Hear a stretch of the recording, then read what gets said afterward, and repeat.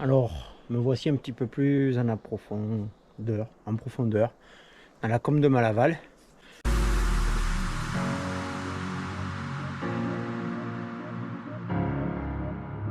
Donc, pourquoi le spot il est pas mal? Parce qu'en fait, bon, mais là vous avez le GR qui monte. Je sais pas si c'est un GR, mais enfin, le sentier. Et aujourd'hui, c'est un temps de Mistral.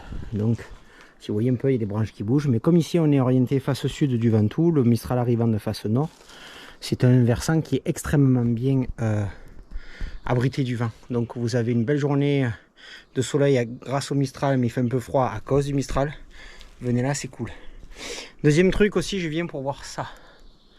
Voilà, ça c'est ce qu'on appelle des baumes. Grosso modo, c'est un creusement dans une falaise ou au pied. Et je viens voir s'il y a des grottes de spéléo. Bon, il n'y en aura pas. Hein. Il y a 10 000 personnes qui sont passées avant moi. Mais bon, ça fait du bien de voir si je vois un petit peu de la faune et de la flore. Enfin, surtout de la faune. S'il y a des bêtes cavernicoles. Des trucs à voir. Voilà. Donc c'est ce que je vais venir voir. Donc je sais pas s'il y en a encore beaucoup dans la Combe de Malaval. Mais on vient faire ça aujourd'hui. Et j'ai pris des bâtons des années 60 parce que j'essaye de marcher rapidement pour faire un peu de cardio. Voilà.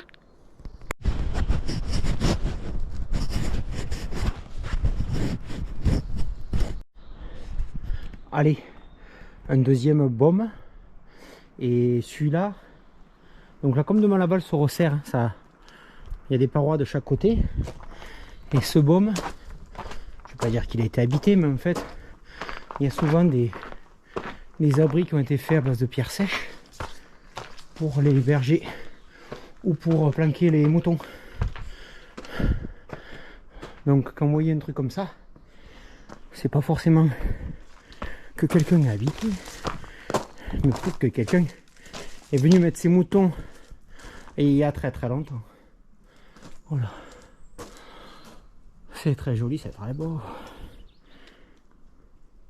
Pas de bête pour l'instant.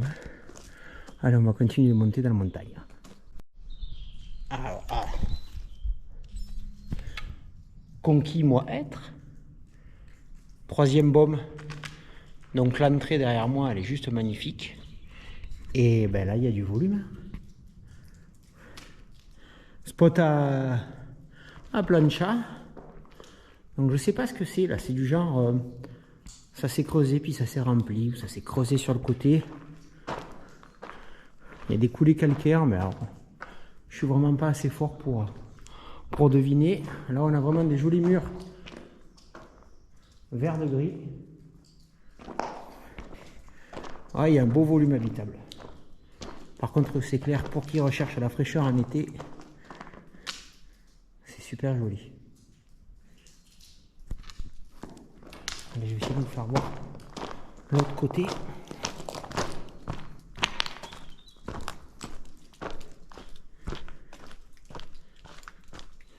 Donc plein de petites gouttes qui tombent du plafond. Il a plu la semaine dernière.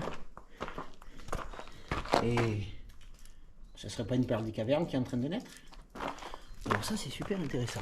C'est exactement comme ça que est en train de naître une perle des cavernes. À chaque fois que la goutte tombe, ça fait osciller la pierre. Donc du coup, le dépôt de calcaire qui est en train de se former va se faire grosso modo uniformément autour du caillou. Ce qui va donner plus un caillou, mais une forme plutôt bien ronde et très très lisse. Donc là, vous avez vraiment la naissance d'une perle des cavernes. Il faut revenir dans 50-100 ans, en espérant que personne n'ait ramassé le caillou et qu'il pleuve de manière régulière. Voilà. Elle se fabrique goutte après goutte.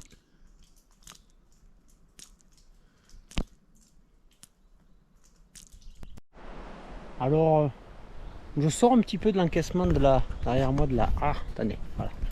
De la Combe de Malaval, là derrière. Et j'arrive au panneau Rocher du Midi, qui m'indique que le Jas de l'Andorro a 6 bornes. Et moi, là où je vais aller, c'est le Collet Rouge qui est à 2 km vers là-bas. Et donc la Combe de Maraval, pardon, 2,4 km. Donc ouais, un petit 3 km qui monte avec des baumes de partout. On est à l'ombre fort fort. Moi j'ai mis une demi-heure un peu en cavalant et en m'arrêtant, mais ça se fait. Donc là, collet rouge, on va monter. J'ai l'impression que ça s'ouvre un petit peu. On va voir du ciel bleu et on va revoir peut-être un peu de Mistral. Puis j'ai l'impression qu'il y a des grottes signalées sur la carte. On va les voir aussi, hein. J'essaie de monter de mes tours et j'y arrive.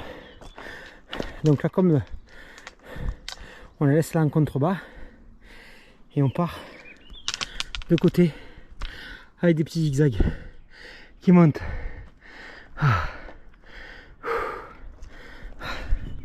Là on est vraiment cœur du Ventoux quoi. Il y a du pain, du chêne, du calcaire, des pierriers, des grandes dalles calcaires. J'ai croisé 3 personnes et je fais trop de bruit avec mes bâtons pour voir des bêtes. Mais bon, pas grave, hein.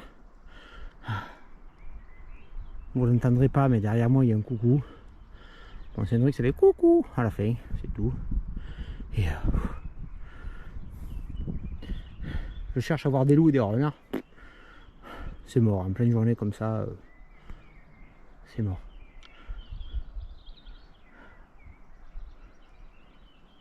C'est pas moche. Allez, on va remettre la GoPro dans la poche et continuer l'ascension jusqu'au feu rouge, j'ai déjà oublié.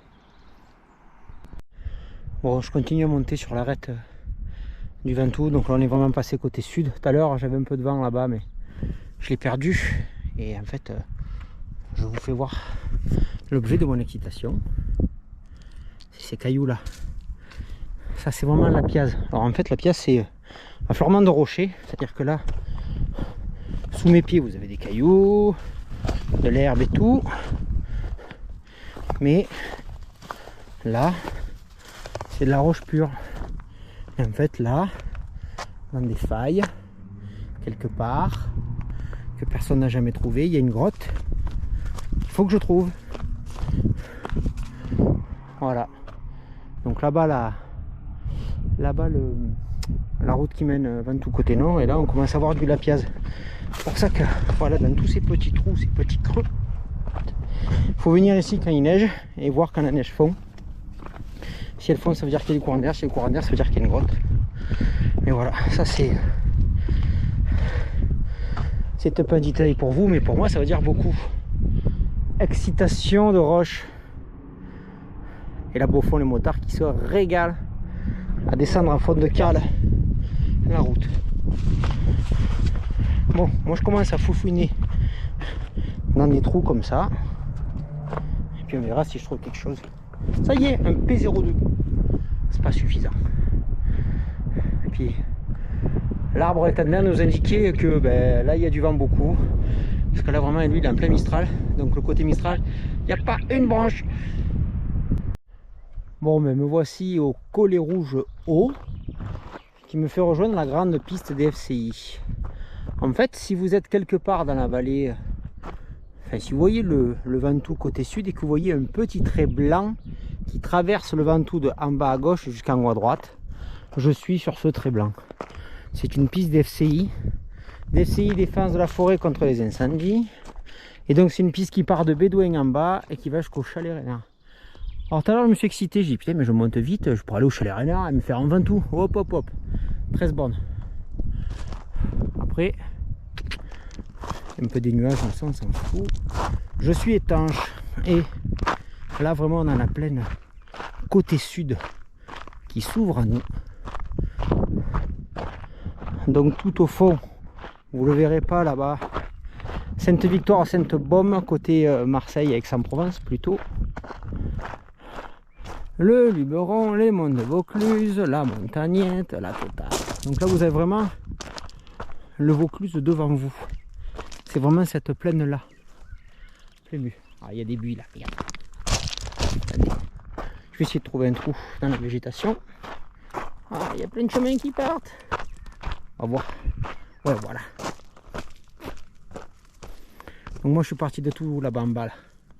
Et donc ça c'est tout le Vaucluse. Le trou blanc que vous voyez là c'est la carrière. Si vous achetez des plaques de plâtre de chez Lafarge en BA13, le plâtre il vient de là de ce trou. Et voilà. Donc là-bas derrière cette montagne il y a la Durance qui arrive. Là-bas au fond il y a le Rhône. Et ça se rejoint là-bas. à Avignon. Donc Avignon, vous le voyez pas, c'est un tas blanc là-bas. Et puis le trait blanc là-bas au fond, c'est de la mer. On voit la mer d'ici. Et en face de moi, le petit village là au pied, c'est Bédouin. Et je voulais chercher des grottes là. Apparemment au bord de ce chemin il y a des grottes. On va faire un point carte et on va chercher ça. On va sacrifier la moyenne de déplacement au profit de j'ai trouvé une nouvelle grotte. Allez, on continue de descendre tout doucement vers le pied du Ventoux sur cette piste, sur ce sentier des graviers blancs. Donc du bleu, mais sauf que ça se précise. Donc en fait on a vraiment, là on a du bleu. Hop, hop, hop, hop, hop, ça commence à venir et hop, ça se densifie et ça s'accroche sur le Ventoux. Donc soit j'ai du cul et ça se bloque côté nord et ça tombe côté nord et ici on a juste des fufus, soit ça arrose un peu plus et on va en prendre une. Donc après, honnêtement, pour relativiser, parce que si je me prends un orage sur la tronche, j'ai les clés de la voiture sur moi qui craignent un peu l'eau, mais elles sont dans mon bidou, dans la poche. Ça va, le téléphone il est étanche aux projections d'eau, ça va, la GoPro étanche, la montre étanche. Donc mon seul risque c'est d'être mouillé. Donc il n'y a pas non plus un gros péril de se faire mouiller. Donc à part de se prendre de la grêle, je me mettrai sous un arbuste ou un arbre, ou la foudre. Là c'est un peu plus difficile à prévoir. Mais à part ça, ça va. Pas non plus. Faut pas paniquer quoi. Ce n'est que de l'eau qui tombe. C'est bien pour les canyons comme dirait la fille. Allez, je vous reprends pour... Là j'ai couru 1 km plein sud pour m'éloigner du nuage qui est en train de me rattraper. Mais alors, pour vous expliquer un truc, quand vous êtes sous un orage, il fait chaud, c'est l'été, puis vous savez pas si vous allez prendre un orage sur la tronche, on va dire que vous n'avez pas accès à des applications de météo, des choses comme ça. Est-ce que vous allez en prendre une dans pas longtemps ou pas? En fait, un orage c'est la rencontre d'un front chaud et d'un front froid. Côté chaud, il y a la vapeur d'eau, mais de l'eau sous forme de vapeur. Côté froid, il y a de l'eau sous forme de gouttelettes, pluie, orage. Et en fait, quand j'étais là-haut, quand j'ai coupé la caméra, il devait faire pas 15, mais peut-être 20 degrés, 18. Parce que j'étais déjà sous le front froid, sous le nuage. C'est-à-dire qu'il n'y a plus le soleil, et puis la masse d'air, elle est refroidie par le nuage au-dessus. Donc on peut dire qu'il est presque au-dessus de ma gueule. Là, j'ai fait 1 km plein sud. À nouveau, je suis dans l'air chaud, 25 degrés. Donc en fait, ça me sert de savoir si je suis en train de me faire manger pour le nuage ou pas. En plus de le voir là. Alors qu'en fait, des fois, ça va être juste des petits morceaux comme celui-là. On va pas considérer ça comme un orage ou un front orageux ou un front nuageux. Par contre, si d'un coup, le vent se lève, hop, vous perdez 5-10 degrés en espace 2 minutes, c'est que vous êtes en train de passer du front chaud au front froid. Par contre, lui là, alors je sais pas si vous verrez, mais si vous voyez la première couche de nuages là, il déboule, il arrive de là. Voilà, donc en fait, ce qui m'arrive moi, c'est ce que je vois là-bas dans 3-4 minutes. Alors je sais pas si vous voyez le nuage avancer là, ce petit nuage là, qui est en train d'avancer. Donc moi je vais me prendre ce qui est là, avec 5 minutes de décalage. Donc ça vous permet, par exemple quand vous montez une tente, soit dire non ça va j'ai le temps, ou d'un coup hop le petit air frais il arrive et dire là dans 5 minutes si j'ai pas mis la double toile tout va être mouillé.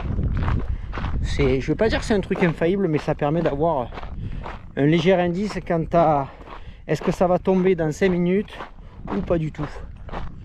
Donc moi pour l'instant je suis repassé côté front chaud, donc ça veut pas dire que d'ici 1 minute ou 1 heure je repasse front froid, mais voilà, ça me permet de savoir où on en est.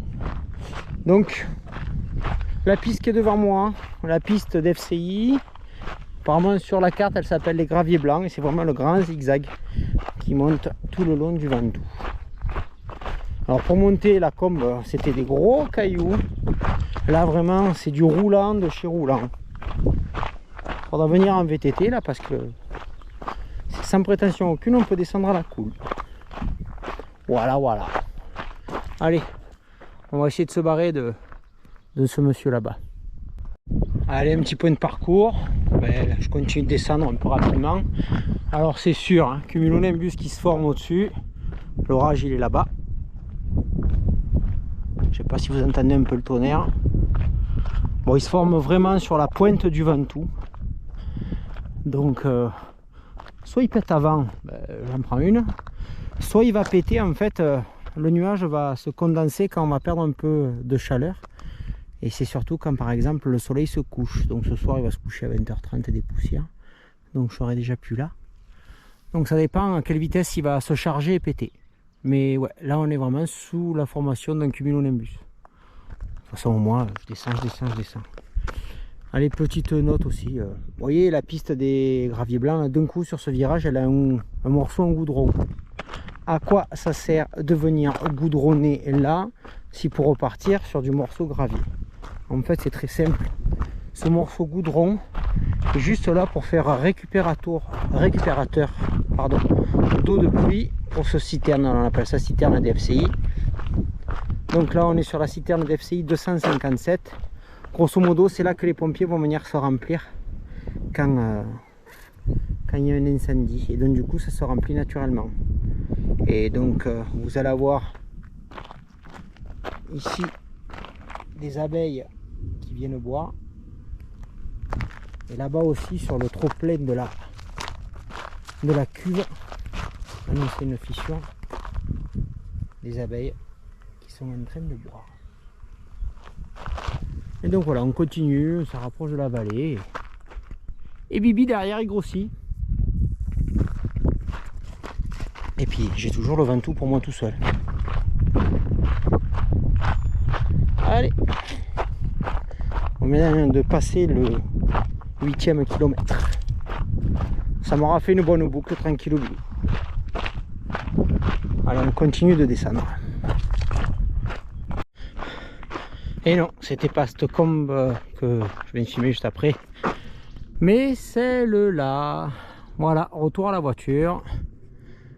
Si cette vidéo vous a plu, likez, commentez, abonnez, partagez, abonnez-vous à la chaîne de Charlotte parce qu'elle fait voir ses mousquetons, elle est plutôt sympa.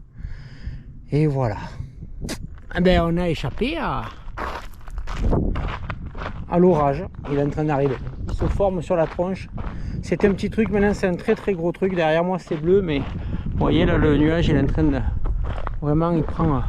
Bon, vous le voyez plus parce que je suis dans la pomme, mais une très grande largeur. Allez, salut.